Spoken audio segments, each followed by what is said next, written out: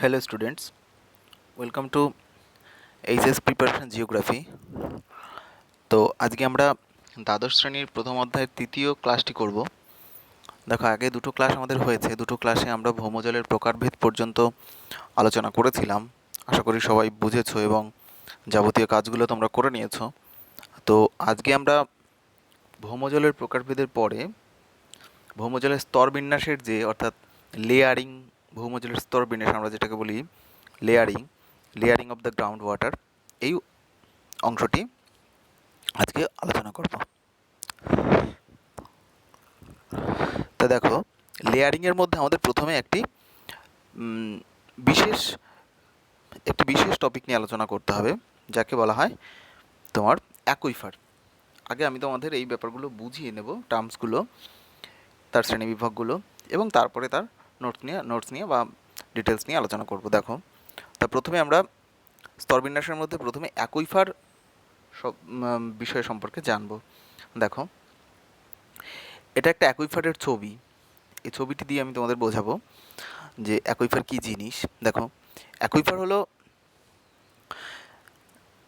ভৌম জলবাহী স্তর, অর্থাৎ আমাদের ভূপৃষ্ঠের অভ্যন্তরে যে স্তরের মধ্যে জল সঞ্চিত থাকে তাকে বলা হয় অ্যাকুইফার।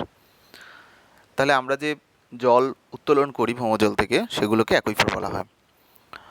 এই অ্যাকুইফারটা একটি ল্যাটিন শব্দ, যার অর্থ হচ্ছে তোমার অ্যাকুয়া কথার অর্থ হচ্ছে জল, এবং এফইআরডি বা ফার্ড কথার অর্থ হচ্ছে বহনকারী, অর্থাৎ জল বহনকারী স্তর।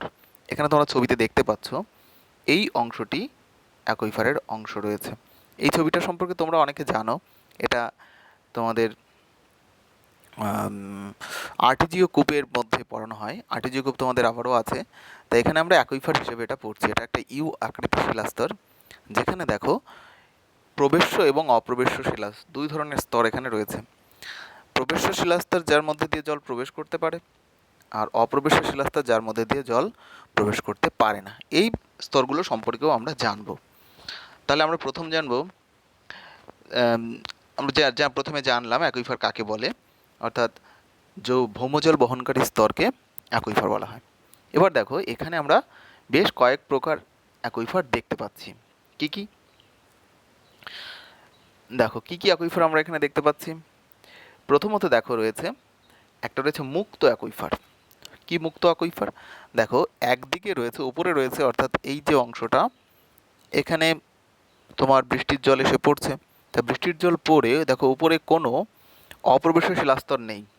নিচে যে অপ্রবেশ্য শিলাস্তরটি প্রথম রয়েছে, এই স্তরটি, এই অপ্রবেশ্য শিলাস্তরটির ওপরে যে জল সঞ্চিত হচ্ছে, অর্থাৎ যার একদিকে রয়েছে অপ্রবেশ্য শিলাস্তর অর্থাৎ নিচের দিকে, এবং উপরের দিকটা উন্মুক্ত, একে বলা হয় মুক্ত অ্যাকুইফার। মানে একদিকটা সম্পূর্ণ ওপেন, এটা যত খুশি জল এর মধ্যে থাকতে পারে, এটা মুক্ত অ্যাকুইফার। তার মানে যদি প্রশ্ন করে মুক্ত অ্যাকুইফার বলতে কি বোঝো, তাহলে যে শিলাস্তরের মধ্যে, যে শিলাস্তরের নিচে একটি অপ্রবেশ্য শিলাস্তর থাকার জন্য যেখানে ভৌমজল সঞ্চিত হয়, তাকে বলা হয় মুক্ত অ্যাকুইফার। এবার যদি প্রশ্ন হয় আবদ্ধ অ্যাকুইফার কাকে বলে, দেখো, আবদ্ধ অ্যাকুইফার হতে গেলে একটা ইউ আকৃতির শিলাস্তর প্রয়োজন। ইউ আকৃতির শিলাস্তর কেন প্রয়োজন? কারণ এর দুদিকে দুটি অপ্রবেশ্য শিলাস্তর থাকতে হবে। দুদিকে দুটি অপ্রবেশ্য শিলাস্তর, একটা উপরে এবং একটা নিচে। দুটি অপ্রবেশ্য শিলাস্তরের মধ্যে যে সংকীর্ণ জায়গা রয়েছে বা যেখানে যে সংকীর্ণ জলবাহী স্তর রয়েছে, তাকে বলা হয় আবদ্ধ অ্যাকুইফার। যদি প্রশ্ন করে আবদ্ধ অ্যাকুইফার বলতে কি বোঝো, তাহলে উত্তর হবে যে দুটি অপ্রবেশ্য শিলাস্তরের মধ্যে ভৌমজলের যে স্তর গড়ে ওঠে, তাকে বলা হয় আবদ্ধ অ্যাকুইফার। এবার আরেকটা প্রশ্ন হয় স্থানীয় অ্যাকুইফার। দেখো, স্থানীয় হচ্ছে যে সম্পূর্ণ অঞ্চলের মধ্যে ক্ষুদ্রাকৃতি কোনো, যদি উল্টানো চামচ বা নৌকার মতো যদি কোনো সংকীর্ণ শিলাস্তর থেকে থাকে, তাহলে সেখানে স্থানীয়ভাবে সামান্য পরিমাণ ভৌমজল সঞ্চিত হতে দেখা যায়। এটা ভূপৃষ্ঠের কাছাকাছি অঞ্চলে, একে বলা হয় স্থানীয় অ্যাকুইফার বা পার্চড অ্যাকুইফার। আশা করি অ্যাকুইফারগুলো সম্পর্কে ধারণা জন্মালো। এবার এখান থেকে মুক্ত অ্যাকুইফার, আবদ্ধ অ্যাকুইফারের পার্থক্য তোমরা করতে পারবে। অ্যাকুইফারের বৈশিষ্ট্য তোমাদের এখান থেকে করতে হবে। দেখো, এগুলো আমি তোমাদের আলোচনা করেছি। এই এখানে তোমরা দেখতে পাচ্ছ যে এখানে অ্যাকুইফার নিয়ে আমাদের টোটাল আলোচনা রয়েছে। অ্যাকুইফার কাকে বলে, অ্যাকুইফারের প্রকারভেদ, অ্যাকুইফারের বৈশিষ্ট্য, এগুলো আমরা এখান থেকে পড়ব। এরপরে রয়েছে দেখো অ্যাকুইফার সম্পর্কে, অ্যাকুইফারের পরে রয়েছে আমাদের বিভিন্ন স্তর, জলবাহী স্তর। এই হচ্ছে আমাদের সেই চিত্রটি যেখানে আমরা ভৌমজলের স্তর বিভাজনটা শিখব। দেখো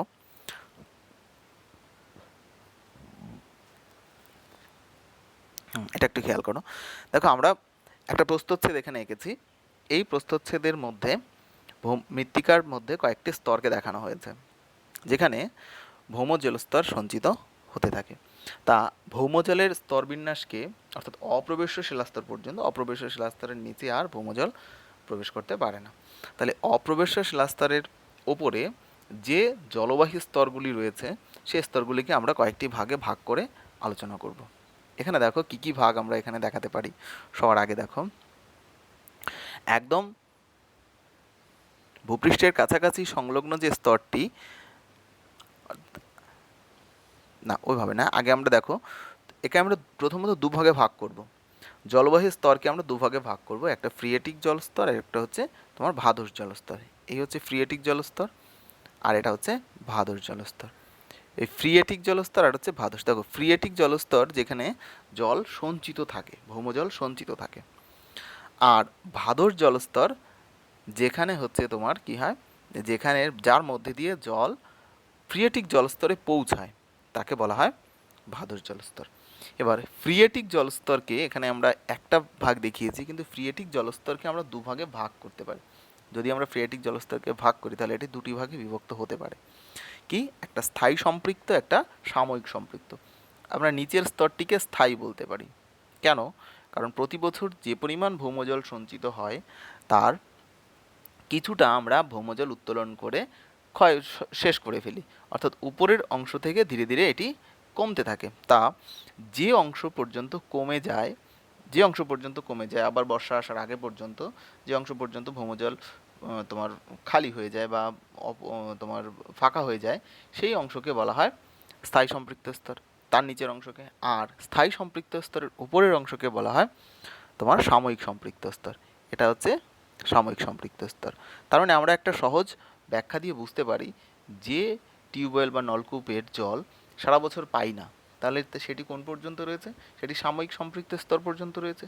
আর যে টিউবওয়েলে আমরা সারা বছর ধরে জল পাই, যে নলকূপে সারা বছর ধরে জল পাই, সেটি স্থায়ী সম্পৃক্ত স্তরে রয়েছে। তাহলে বুঝলে, এটা হচ্ছে ফ্রিয়েটিক জলস্তর। এবার দেখো বলছি ভাদস জলস্তর। ভাদস জলস্তর কাকে বলে? এটা খুব পরীক্ষায় পড়ে। ভাদস জলস্তরে যে স্তরের মধ্যে দিয়ে ভৌমজল ফ্রিয়েটিক জলস্তরে পৌঁছায়, এটা বায়ুপূর্ণ স্তর, এর মধ্যে দিয়ে ভৌমজল পরিবাহিত হয়, এটা জল সঞ্চিত হয় না। ভাদস জলস্তর এটাকে তিন ভাগে আমরা ভাগ করতে পারি। কি কি? এক হচ্ছে ঊর্ধ্ব ভাদস স্তর, একটা হচ্ছে মধ্যবর্তী ভাদস স্তর, আর একটা হচ্ছে কৈশিক স্তর। ঊর্ধ্ব ভাদস স্তর একদম উপরে ভূপৃষ্ঠ সংলগ্ন অংশকে বলা হয় ঊর্ধ্ব ভাদস স্তর, যেখানে বৃষ্টির জল পতিত হয়। আর মধ্যবর্তী ভাদস স্তর, এটা সবথেকে বড় স্তর, যেখান থেকে জল সঞ্চিত হয়, যার মধ্যে দিয়ে পৌঁছে যায়। আর তৃতীয় হচ্ছে কৌশিক স্তর। এই কৌশিক স্তরটা কি? কৌশিক স্তর হচ্ছে জলপীঠের সঙ্গে যে স্তরটা লেগে থাকে, অর্থাৎ নিচে সম্পৃক্ত স্তরের সঙ্গে যে স্তরটা লেগে থাকে তাকে কৌশিক স্তর বলে। এই কৈশিক স্তরে সরু সরু নালিকা দেখতে পাওয়া যায়। তোমরা এখানে দেখতে পাচ্ছ, এখানে সরু সরু নালিকা রয়েছে। এই নালিকার মধ্যে দিয়ে কী হয়, যখন ভূপৃষ্ঠ প্রচণ্ড উত্তপ্ত হয় তখন এই নালিকার মাধ্যমে তোমার অভিকর্ষের বিপরীতে জল উপরের দিকে উঠতে থাকে, মানে বাষ্প আকারে জল উপরের দিকে উঠতে থাকে। একে তোমার কৈশিক প্রক্রিয়া বলে। তাহলে এই কৈশিক প্রক্রিয়া এই কারণেই হয়েছে, কারণ একটা কৈশিক ক্ষেত্রের মধ্যে দিয়ে জলটি আগত হয়, এই জন্য একে বলা হয় কৈশিক ক্ষেত্র। তাহলে পুরো প্রক্রিয়াটির নাম হচ্ছে কৈশিক প্রক্রিয়া, আর এই স্তরটির নাম হচ্ছে কৈশিক স্তর। বুঝলে? তাহলে দেখো এই হচ্ছে আজকে আমাদের দুটো পড়া, যে ভাদস, একটা হচ্ছে তোমার ভৌম জলস্তরের মধ্যে প্রথমে পড়লাম অ্যাকুইফার কী জিনিস, আর এবার পড়লাম ভৌম জলস্তরের যে ভাগগুলি সেগুলো পড়লাম। এবার দেখো আমরা মৃত্তিকার বিভিন্ন স্তর আমরা শিলার বিভিন্ন ভাগ সম্পর্কে পড়ব, কোন স্তরের মধ্যে দিয়ে জল সঞ্চিত হতে পারে এবং কোন শিলাস্তরের মধ্যে দিয়ে জল পরিবাহিত হতে পারে। দেখো এইটা একটু তোমাদের জানতে হবে বেশ। এরকম করে আমরা তিনটে স্তর পাই, একই ক্লুড, একই টার্ড, আর হচ্ছে একই ফিউজ। একই ক্লুড হচ্ছে কি, অত্যাধিক সচ্ছিদ্র স্তর, যার মধ্যে যে জল অত্যাধিক সচ্ছিদ্র স্তর যার মধ্যে প্রচুর পরিমাণ জল ধরে রাখতে পারে এবং সম্পৃক্ত হওয়ার কারণে প্রবেশ্যতা কম থাকে, সেজন্য কম প্রবেশ্যতার জন্য ওই স্তর থেকে জল পরিবাহিত হয় না, একে বলা হয় একই ক্লুড। তার মানে একই ক্লুডে কি হচ্ছে, এখানে হচ্ছে জল প্রচুর পরিমাণ ধরে রাখতে পারে স্তরটি, কিন্তু এখান থেকে জল অন্য স্তরে পরিবাহিত হয় না, তাকে বলা হয় একই ক্লুড। তার মানে দুটো কথা, প্রচুর পরিমাণে জল ধরে রাখতে পারে আর প্রবেশ্যতা এই স্তরের খুবই কম। আশা করি বুঝলে। তাহলে একই ক্লুডের এই দুটো বৈশিষ্ট্য। এরপর আছে একই টার্ড। কি একই টার্ড? এটারও দুর্বল প্রবেশ্যতা, মানে প্রবেশ্যতা খুব কম, এজন্য এ স্তর থেকে জল সহজে নিচের স্তরে নামে না। এই স্তরকে একই টার্ড বলে। একই টার্ড মানে কি, মানে যেটা জল মানে সামান্য প্রবেশ করতে পারে এর মধ্যে, কিন্তু ক্ষরণ করতে পারে না, মানে এখান থেকে জল অন্য স্তরে যায় না, একেবারেই যায় না, তাকে বলা হয় একই টার্ড। তাহলে একই ক্লুড যেটা, এটা কি হয়, পরিবহন করে না। প্রথমটা একই ক্লুড পরিবহন করে না, কিন্তু তোমার জল ধরে রাখতে পারে, তবে প্রবেশ্যতা কম। একদম সহজ কথা আমরা বুঝতে পারি, একই ক্লুড যেটা, এটা তোমার ক্ষরণ করতে পারে এবং তোমার ধরে রাখতে পারে। একই টার্ড, এটা সামান্য ধরে রাখতে পারে কিন্তু ক্ষরণ একদমই করতে পারে না। আর একই ফিউজ, যে দুটোর কোনোটিই করতে পারে না, দেখো জল ধরেও রাখতে পারে না কিংবা জল পরিবহনও করতে পারে না, তাকে বলা হয় একই ফিউজ। যেমন নিরেট গ্রানাইট শিলা হচ্ছে একই ফিউজের উদাহরণ। বুঝলে? আবারও বলছি, শোনো ভালো করে শোনো।